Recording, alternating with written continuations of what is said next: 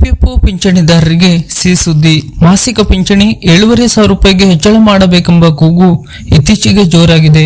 ಇದರ ಬೆನ್ನಲ್ಲೇ ಇಪಿಎಫ್ಒ ನೌಕರರ ಪರ ಸಂಸದೀಯ ಸಮಿತಿಯು 1,000 ರೂಪಾಯಿ ಕನಿಷ್ಠ ಮಾಸಿಕ ಪಿಂಚಣಿ ಮೂಲಭೂತ ಅಗತ್ಯಗಳನ್ನು ಪೂರೈಸಲು ಸಾಕಾಗುವುದಿಲ್ಲ ಎಂದು ಶಿಫಾರಸು ಮಾಡಿರುವುದು ಪಿಂಚಣಿದಾರರಿಗೆ ನಿಟ್ಟುಸಿರು ಬಿಡುವಂತೆ ಮಾಡಿದೆ. ಜೊತೆಗೆ ಪಿಂಚಣಿ ಏರಿಕೆಗೆ ಸರ್ಕಾರವನ್ನು ಆಗ್ರಹಿಸಿದೆ.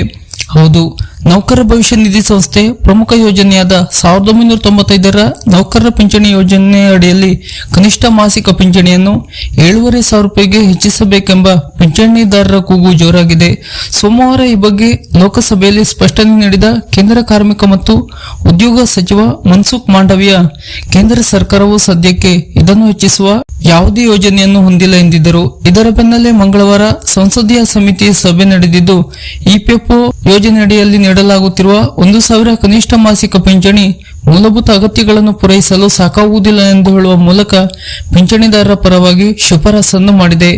ಕಾರ್ಮಿಕ ಮತ್ತು ಉದ್ಯೋಗ ಸಚಿವಾಲಯದ ಅನುದಾನದ ಬೇಡಿಕೆಗಳು ಈ ಕುರಿತು 15ನೇ ವರದಿಯಲ್ಲೂ 1995ರ ನೌಕರರ ಪಿಂಚಣಿ ಯೋಜನೆ ಅಡಿಯಲ್ಲಿ ಮಾಸಿಕ 1,000 ಕನಿಷ್ಠ ಪಿಂಚಣಿ ನೀಡಲಾಗುತ್ತಿದೆ ಎಂದು ಉಲ್ಲೇಖಿಸಿದೆ. ಇದು ಜೀವನ ವೆಚ್ಚ ಹೆಚ್ಚುತ್ತಿದ್ದರೂ ಗಣನೀಯ ಅವಧಿಯವರೆಗೆ ಕನಿಷ್ಠ ಪಿಂಚಣಿ ಬದಲಾಗದೆ ಉಳಿದಿರುವುದಕ್ಕೆ ಕನ್ನಡಿ ಹಿಡಿದಂತಿದೆ.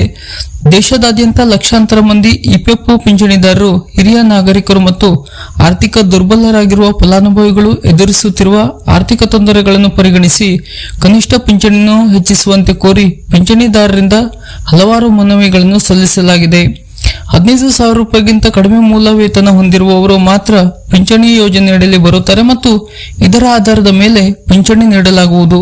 ಕಾರ್ಮಿಕ ಮತ್ತು ಉದ್ಯೋಗ ಸಚಿವಾಲಯವು ಭಾರತ ಸರ್ಕಾರವು ಈಗಾಗಲೇ 1995ರ ನೌಕರರ ಪಿಂಚಣಿ ಯೋಜನೆಗೆ ಆರ್ಥಿಕ ನೆರವು ನೀಡುತ್ತಿದೆ. ಇದು ಸರ್ಕಾರದ ವಾರ್ಷಿಕ ಶೇಕಡ 1.16ರಷ್ಟು ವೇತನ ಕೊಡುಗೆಗೆ ಅನುಗುಣವಾಗಿದ್ದು, ಇದನ್ನು ಬಜೆಟ್ ಬೆಂಬಲವನ್ನು ನೀಡುವ ಮೂಲಕ ಬೆಂಬಲಿಸಲಾಗುತ್ತಿದೆ. ಕೇಂದ್ರ ಸರ್ಕಾರ ಪ್ರಸ್ತುತ ಪಿಂಚಣಿ ಮಿತಿಯನ್ನು ಹೆಚ್ಚಿಸುವ ಯಾವುದೇ ಯೋಜನೆಯನ್ನು ಹೊಂದಿಲ್ಲ. ಪಿಂಚಣಿ ನಿಧಿ ಯೋಜನೆಯಲ್ಲಿ ಯಾವುದೇ ತಿದ್ದುಪಡಿಗಳನ್ನು ಮಾಡುವ ಮೊದಲು ಅದರ ಸ್ಥಿರತೆಯನ್ನು ಪರಿಗಣಿಸಬೇಕು ಎಂದು ಲೋಕಸಭೆಯಲ್ಲಿ ಸಚಿವ ಮನ್ಸುಖ್ ಮಾಂಡವಿಯಾ ಅವರು ಮಾಹಿತಿಯನ್ನು ನೀಡಿದ್ದಾರೆ.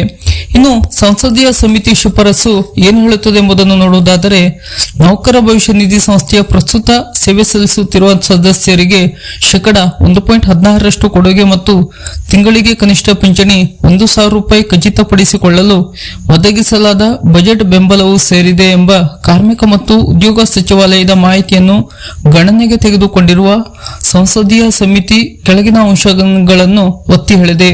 ಮೊದಲನೇದಾಗಿ, ಪ್ರಸ್ತುತ ಹೆಚ್ಚುತ್ತಿರುವ ವಸತಿ ವೆಚ್ಚಗಳು, ವೈದ್ಯಕೀಯ ವೆಚ್ಚಗಳು ಮತ್ತು ಹಣದುಬ್ಬರವನ್ನು ಗಮನದಲ್ಲಿಟ್ಟುಕೊಂಡು ಸದ್ಯದ ಆರ್ಥಿಕ ಸನ್ನಿವೇಶದಲ್ಲಿ ಪಿಂಚಣಿದಾರರ ಮೂಲಭೂತ ಅಗತ್ಯಗಳನ್ನು ಪೂರೈಸಲು ಅಸ್ತಿತ್ವದಲ್ಲಿರುವ ಕನಿಷ್ಠ ಪಿಂಚಣಿ ಮೊತ್ತವು ಅಸಮರ್ಪಕವಾಗಿದೆ. ಎರಡನೇದಾಗಿ, ಪ್ರಸ್ತುತ ಸನ್ನಿವೇಶದಲ್ಲಿ ಪಿಂಚಣಿದಾರರು ಗೌರವಯುತವಾಗಿ ಜೀವನ ನಡೆಸಲು ಅನುಕೂಲವಾಗುವಂತೆ ನೌಕರರ ಪಿಂಚಣಿ ಯೋಜನೆ 1995ರ ಅಡಿಯಲ್ಲಿ ಕನಿಷ್ಠ ಪಿಂಚಣಿಯನ್ನು ಹೆಚ್ಚು ವಾಸ್ತವಿಕ ಉದ್ದೇಶದಿಂದ ಸಚಿವಾಲಯವು ತುರ್ತು ಮತ್ತು ಸಮಗ್ರ ಪರಿಶೀಲನೆ ಮಾಡಬೇಕೆಂದು ಸೂಚಿಸಿದೆ.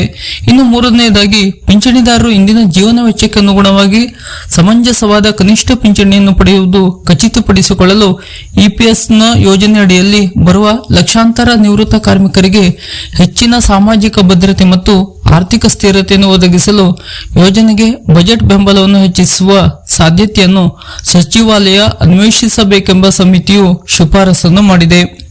ವಾಸ್ತವವಾಗಿ 1995ರ ನೌಕರರ ಪಿಂಚಣಿ ಯೋಜನೆಯಡಿಯಲ್ಲಿ ಪ್ರಸ್ತುತ ನೀಡಲಾಗುತ್ತಿರುವ 1,000 ಮಾಸಿಕ ಪಿಂಚಣಿ ಅಗತ್ಯಗಳನ್ನು ಪೂರೈಸಿಕೊಳ್ಳಲು ಸಾಕಾಗುವುದಿಲ್ಲ. ಹಾಗಾಗಿ ಇಪಿಎಫ್ಒ ಕನಿಷ್ಠ ಪಿಂಚಣಿಯನ್ನು 7,500 ರೂಪಾಯಿಗೆ ಹೆಚ್ಚಿಸಬೇಕೆಂದು ಪಿಂಚಣಿದಾರರು ಬಹುದಿನಗಳಿಂದ ಬೇಡಿಕೆ ಇಟ್ಟಿದ್ದಾರೆ.